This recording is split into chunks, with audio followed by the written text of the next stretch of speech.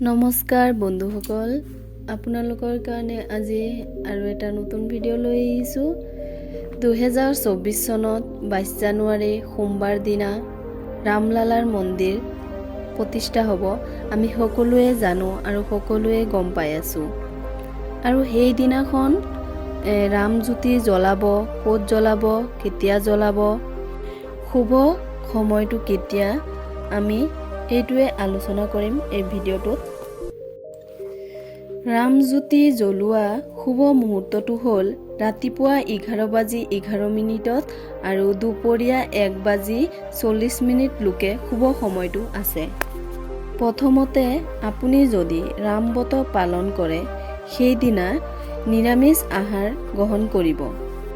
আপোনালোকে যদি ৰামব্ৰত পালন কৰে তেন্তে সোমবাৰে সোনকালে উঠি বাহি বিচনাত বহি এই মন্ত্ৰটো জপ কৰিব। ৰমন্তে সৰ্বত ইতি ৰাম শ্ৰীৰামচন্দ্ৰায় নমঃ। এই মন্ত্ৰটোৰ অৰ্থ হ'ল প্ৰভু ৰামচন্দ্ৰ সকলোতেই বিৰাজমান।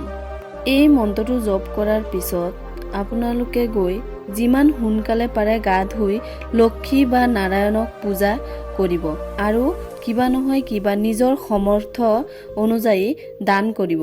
তেতিয়া আপুনি বহুত ভাল ফল পাব। আপোনালোকে সোমবাৰ দিনা ব্ৰহ্ম মুহূৰ্তত স্নান কৰিব, কাৰণ প্ৰভু ৰামচন্দ্ৰ সূৰ্যবংশত জন্মগ্ৰহণ কৰিছিল।